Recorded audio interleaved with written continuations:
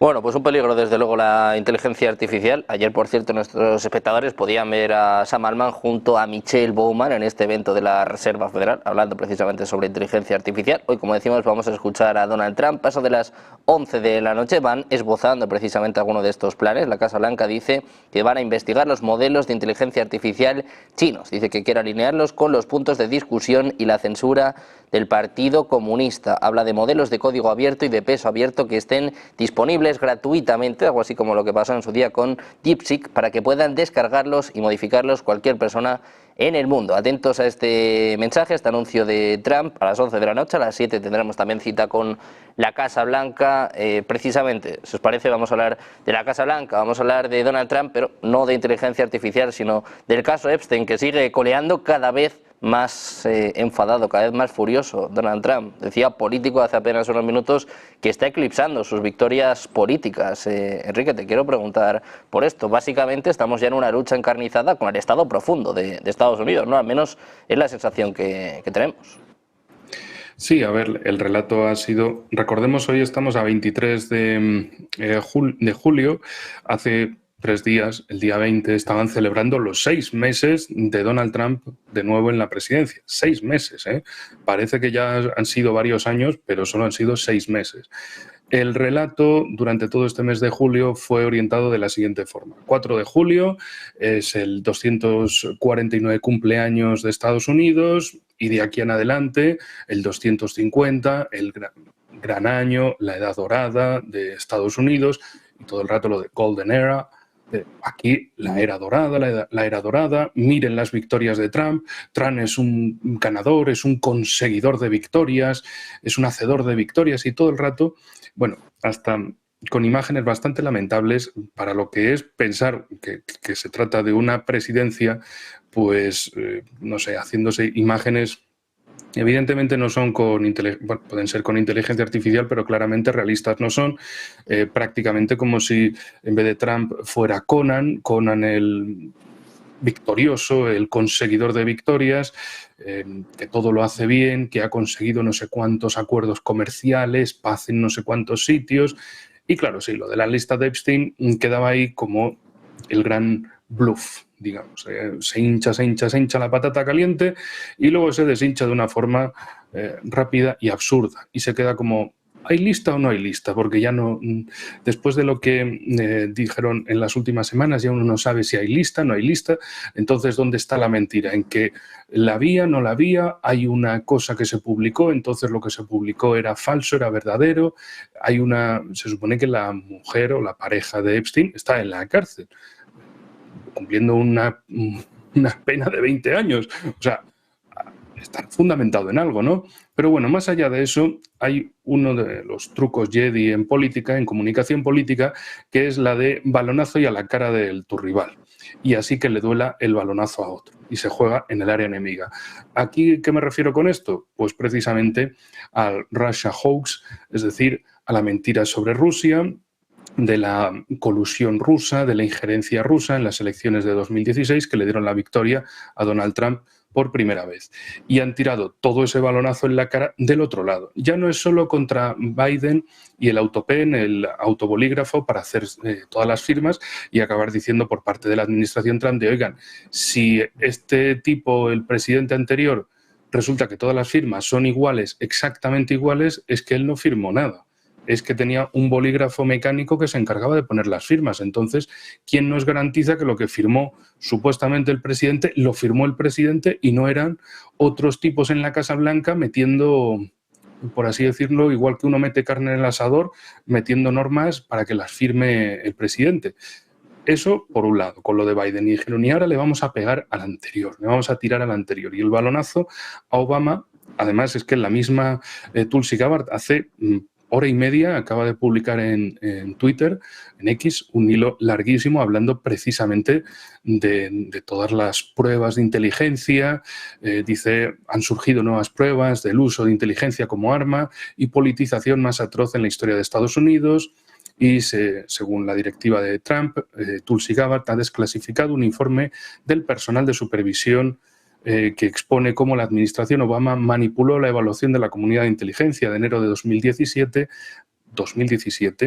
a sabiendas de su falsedad, promoviendo la mentira de que Vladimir Putin y el gobierno ruso ayudaron al presidente Trump a ganar las elecciones de 2016 y que a partir de ahí se montaron toda esa conspiración para subvertir la voluntad del pueblo estadounidense, trabajando con sus socios en los medios de comunicación para promover la mentira, con el fin de socavar la legitimidad del presidente Trump, esencialmente llevando a cabo un golpe de Estado de años contra él. Y bueno, luego Tulsi Gabbard va exponiendo mentiras y verdades de todo lo que se dijo en eso, pero en definitiva esto es lo de Epstein, balonazo a la cara del rival y jugamos en su campo. Jugamos ahora a tirar contra Obama, porque no olvidemos, y con esto termino, precisamente durante la campaña electoral del año pasado, justo por estas fechas estaba bien candente con un Biden bajándolo de la carrera, una Kamala Harris, que eso era,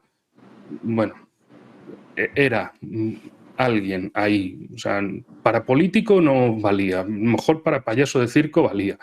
Pero dijeron, mira, esta campaña, o sea, hay que intentar ganarla, luego ya vamos a perderla con la menor diferencia posible, y entró precisamente Barack Obama y su mujer Michelle Obama para darle el apoyo a Kamala Harris, porque decían, esta es la peor candidata que tenemos, traigan a un tipo que sea medianamente popular, y echaron mano precisamente del presidente anterior, de Obama, que también se dedicó a cargar contra Trump una vez más, y evidentemente Trump, en ese estilo suyo, pues desde primero los balonazos a Biden, y como también ya se han dado los suficientes, pues era balonazo más atrás, a recordar lo que le pasó en 2016, y no olvidemos que durante 4 años estuvieron repitiendo los demócratas esa mentira de no, es que la colusión rusa, la injerencia rusa, que han intervenido en las elecciones y le han dado la victoria a Donald Trump. Donald Trump es el agente de Putin, etc. Se pasaron 4 años con la misma cuestión, que luego quedó claro que era mentira, pero ya cuando Donald Trump había perdido teóricamente las elecciones de 2020. Bueno, pues un buen lío, desde luego, el que he montado en Estados Unidos, con Trump cada vez más furioso, con informaciones prácticamente a diario sobre el caso de Epstein, y ahora, bueno, pues también con la mirada puesta en Obama. Se dice que puede ser el primer expresidente en los últimos 40 años en ser interpelado por el Congreso. Daniel, ¿cómo valoras todo lo que está pasando en Estados Unidos y también cómo está afectando, cómo puede afectar a Donald Trump de cara a las elecciones de midterm? Es que estamos a año y medio, ¿no?, para estas elecciones que son clave para Trump y para su equipo.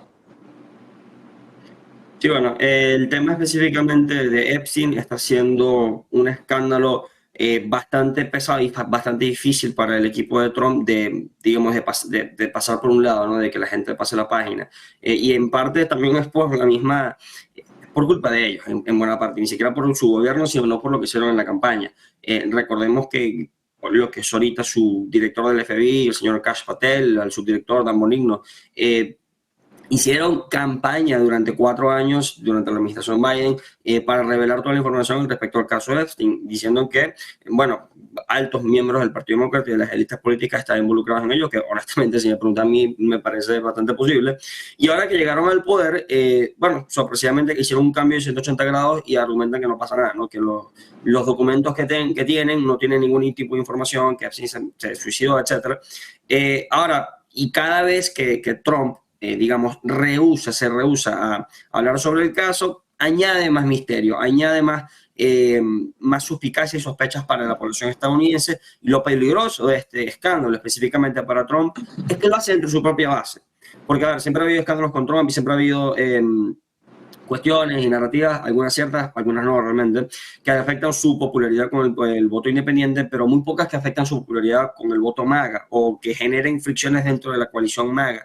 El caso de Epstein lo está haciendo. El presidente Trump les ha pedido varias veces que dejen de hablar del tema, y la base MAGA no está tan convencida de ese argumento, realmente no están comprando los que está vendiendo el presidente. Entonces, ante que no compran la explicación del presidente, incluso el Congreso tuvo que tuvo que entrar en receso antes, entró en receso ayer, precisamente para evitar que el Partido Republicano tendría que seguir votando en contra de enmiendas que pidieran la divulgación de más documentos de Epstein, no necesariamente una lista, no creo que Epstein tenga una lista específica de clientes, pero sí seguramente hay documentos, para evitar esos votos que son bastante, digamos, bochornosos, cerraron rápido, ¿no? El Congreso, hasta septiembre van a estar en receso. Bueno, entonces para cambiar eso, intenta y va con el tema de Rusia. Esto ha sido, y claro, ¿cuál es la audiencia, no? ¿Cuál es la audiencia de este tipo de cosas? Los MAGA, realmente. Nos está tratando de reafianzar ese apoyo, soporte MAGA, que sigue siendo, a ver, al final del día la base MAGA, a pesar del tema sigue apoyando al presidente Trump, pero esto está creando divisiones. Volver a tocar el tema de Rusia, que es algo que unió mucho a la base republicana entre el 2017 y el 2021, es una buena movida, es una movida que ellos esperan va a dejar de lado el tema de Epstein y traer otro tema a colación, ¿no? Recordemos que ya esto lo había hecho durante las últimas 2 semanas, 3 semanas. El presidente Trump ha tratado de cambiar el tema de Epstein a otras cosas, enfocarse más en su política pública, el tema de la frontera, el tema económico, el tema de las aranceles, etc. No ha logrado eso porque el caso es un caso muy escabroso y cada vez hay más dudas al respecto del manejo de esa información. Incluso el mismo Trump o aliados de él están de una manera u otra involucrados en ello. Entonces, claro, tocar el tema de Obama, tocar el tema de Rusia y de las dudas sobre cómo se manejó esa investigación por parte del Partido Demócrata y esas alegaciones, que también estoy de acuerdo con lo comentado antes, que el Partido Demócrata utilizó eso como excusa. El Partido Demócrata perdió las elecciones en 2016 y por mucho tiempo simplemente dijo, bueno, fue culpa de Rusia, en vez de hacer una evaluación a sí mismo de por qué perdieron. Y no perdieron por mucho en el 2016, perdieron por poco en algunos estados claves, especialmente porque Hillary Clinton decidió no hacer campaña en Michigan y en Wisconsin, pero bueno, utilizan eso como excusa y para atacar a Trump como una especie de peón de Rusia, de Putin. Nunca hubo realmente pruebas tan evidentes y tan claras. Y bueno, Trump quiere volver, digamos, a esa energía del 2017, del 2018, del 2019. Honestamente, me parece que va a seguir y va a generar, eventualmente se va a generar noticia, por como lo dices, si llegan a interpelar a expresidente Barack Obama, eso va a generar noticias, eso va a generar, va a cambiar un poco la narrativa, pero no va realmente a enterrar el caso Epstein y las dudas que hay al respecto. Porque el caso Epstein fue fundamental para la identidad MAGA. La identidad MAGA es una identidad que va más allá de si es conservador o liberal, es una identidad de insurgencia, ¿no? De insurgencia en contra del establishment. Y el caso Epstein entraba como anillo al dedo ante ello, porque Epstein era una persona, pederasta, que estaba involucrado con las más altas élites de poderes económicos y políticos en los Estados Unidos. Mueren en situaciones muy sospechosas en la cárcel y la base MAGA para ellos esto era ideal, ¿no? O sea, entrar como anillo al dedo en su identidad de insurgencia de tenemos que destapar la corrupción del Estado Profundo, la corrupción del swamp, ¿no? Del pantano, como lo llaman el movimiento MAGA. Es muy de la identidad del movimiento del Partido Republicano, este movimiento del Partido Republicano, y al Trump agarrar y hacer un cambio de 180 grados y decir, miren, no, realmente aquí no pasó nada, solamente sacaremos algunos documentos que son relevantes, hay muchos documentos que son falsos, los documentos los inventó Obama, los inventó Biden, que son cuestiones que claramente no es lo que cree el Partido Republicano, porque el Partido Republicano hizo campaña argumentando que no publicaban los documentos Epstein para proteger al Partido Demócrata, los pone en duda, ¿no? Y genera tensiones dentro del movimiento MAGA. Yo sí creo verdaderamente que a menos que Trump agarre y decida publicar todos los documentos posibles del caso Epstein, esto le va a afectar su credibilidad. Con los independientes, con los independientes ya los ha afectado. Por ejemplo, personas como Joe Rogan, ese tipo de personas que lo apoyaron en el 2024, que no son demócratas, son independientes, pero se alinean con ese movimiento de insurgencia, de esa identidad de desafiar. Ya le están dando la espalda por el manejo del caso Epstein, y dentro del mismo movimiento MAGA, los influencers MAGA, también hay muchas dudas sobre el manejo de este caso. Entonces me parece que si la intención es que todo el mundo se olvide del caso Epstein, no lo van a lograr. Ahora, si la intención es crear otra noticia, bueno, evidentemente llamar o imputar cargos criminales a un expresidente va a generar noticia, solo que no creo que sea la bala de plata para que Trump resuelva el nudo que se está haciendo con el caso de Epstein, el nudo que se creó él mismo y que se creó en la misma campaña a su popularidad. Y que, bueno, como dijiste bien, el año que viene son las elecciones y ya las encuestas están mostrando que el presidente Trump ha bajado considerablemente su popularidad. Bueno, pues ya veremos por dónde sale Donald Trump, también por dónde sale la portavoz de la Casa Blanca, Karoline Leavitt, hablando eso de las 7 de la tarde. Seguro que se comenta una vez más este caso. Emiliano, te quiero preguntar también, pues, ¿cuál es tu opinión de lo que está pasando en Estados Unidos y sobre todo cómo está afectando a Donald Trump este autogol, ¿no? También cogiendo las palabras de antes de Daniel. Pues como han dicho mis compañeros, Trump está bajo fuego amigo. O sea, realmente sus seguidores de podcaster, influencer, están pidiendo transparencia en relación a este caso y ya ni él ni su gabinete de asesores son capaces de sacar cualquier otro tipo de noticia para desviar la atención. Porque desde anunciar el mejor acuerdo comercial del mundo con Japón, donde le van a aplicar el 15% y va a hacer daño a la propia industria automotriz norteamericana y que por eso justificó los aranceles a Canadá y México, pero ahora van a tener más preferencias con Japón y lo presenta como el acuerdo masivo, único y el mejor del mundo, pues eso por un lado. Con el tema de la inflación, que no es lo mismo, y atacando a Powell, es decir, ya no sabe qué noticia tratar de poner encima de la mesa para que el propio movimiento MAGA deje de morderle la yugular con el caso Epstein. ¿Qué es lo que pasa? Bueno, todos somos conscientes. Es el primer presidente de la historia de Estados Unidos, de esos 250 años, imputado con 32 delitos. Y tuvo la suerte que el Tribunal Supremo le otorgó la inmunidad total y absoluta sobre cualquier cosa que haga como presidente de Estados Unidos. Por eso se cerró Georgia y las investigaciones en Nueva York y se cargó a los fiscales. Entonces, yo no sé por qué le preocupa tanto. Si yo creo que, aunque salieran esos papeles, ¿qué le van a hacer? ¿Juzgarle?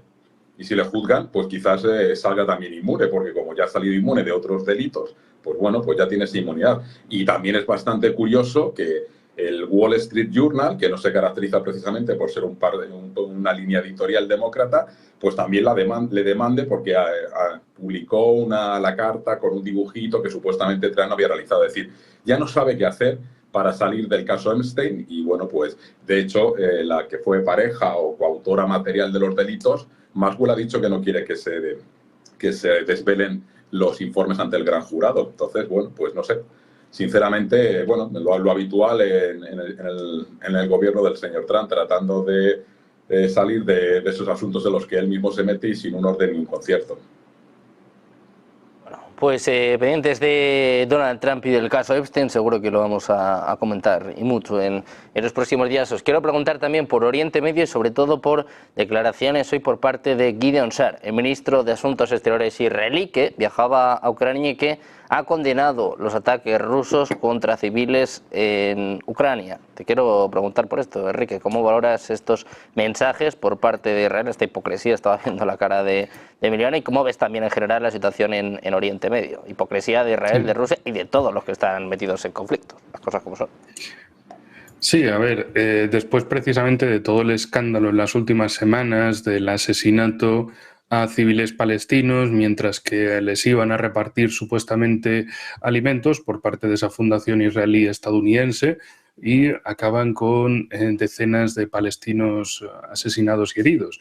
Como de, oigan, ¿ustedes qué quieren hacer? Luego se quieren montar lo de la ciudad de tiendas de campaña en Rafah, una ciudad humanitaria que es básicamente un campo de concentración para 600.000 personas, planazo por parte del Estado de Israel, y bueno, todos los bombardeos que han cometido contra la Franja de Gaza, los que han cometido contra Líbano, contra Siria, contra Irán. Es decir, después de todo eso van a otro sitio y, como antes decía, lo de balonazo a la cara del rival y jugamos en el otro lado del tablero. Pero en este caso es que es absolutamente imposible que reviertan algo porque, bueno, voy a Ucrania y les digo a los ucranianos lo que los ucranianos quieren escuchar. Vale, pues fuera de esa sala, fuera de ese ámbito, nadie más va a creer en las palabras del representante israelí porque, en fin, oigan, ¿ustedes qué es lo que están haciendo? No están para dar lecciones, y precisamente la situación en Siria está orientada, en Oriente Medio, Asia Occidental, está orientada a una intensificación de conflictos mayores. Fíjense lo que son las cosas. Los yihadistas de antes, los yihadistas de ahora y yihadistas presumiblemente en el futuro. Me refiero precisamente a esos alardes de amistad, de abracitos, de mimitos y sobre todo de mimitos económicos pecuniarios que desde países europeos y desde la Unión Europea en su conjunto le regalaron al gobierno yihadista de Damasco, al de ahora, al de al-Sharaa, el transformista. Pensaban que un yihadista con 20 años de experiencia en el ámbito iba a dejar de ser el mismo terrorista yihadista que atacó, que operó tanto en Siria como en Irak. Hombre, a ver, lo de vivir, el tonto que vive de las ilusiones, ya sabemos que en la Unión Europea tenemos a muchos, que en política en nuestros países tenemos a muchos tontos que viven de sus propias alucinaciones, pero el resto veíamos de, si ustedes están dándole palmaditas a un yihadista, un terrorista, no va a dejar de ser lo que siempre ha sido, particularmente en los últimos 22 años, porque empezó su carrera en 2003 y eso ya son 22 años atrás. Así que la situación en Siria va a seguir siendo la de una guerra civil, masacres contra alawíes, masacres contra cristianos, masacres contra drusos, una política de enfrentamiento, de acabar con las minorías, pero claro, como decía nuestro estimado ministro de Exteriores de España, entre otros, sí, Siria tiene una grandísima oportunidad ahora, después de 14 años de guerra civil, del malvado tirano Al-Assad, tiene una oportunidad maravillosa de avanzar hacia la democracia. Sí, hombre, sí, claro que sí. Dejando a los yihadistas en el poder, les parece lo más inclusivo, ¿no? Es que es inclusivo de todas las facciones de yihadistas que habían estado operando en Siria y en Irak, ahora están unidas en un conglomerado. Era esa diversidad y, bueno, lo de democracia, pues gana el que más balas tenga. Es una democracia de otra manera, ¿no?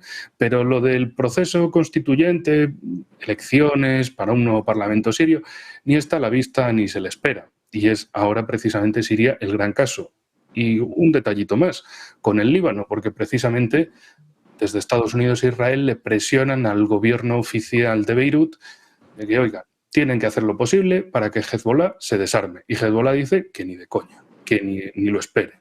¿Por qué? Porque saben que tienen a los turcos mirándoles en Trípoli, en el norte del Líbano, a los terroristas del HTS mirándoles en la frontera terrestre, apuntando hacia el Valle de la Bekaa, al Estado de Israel bombardeándoles cuando quiera y sobre todo ocupando todavía partes del territorio del sur del Líbano. Es decir, que Líbano y Siria están ahí como hambriento mirando la carne en un asador, diciendo esto, mira, esto para ti, esto para ti, esto para mí, esto para él, esto para el otro.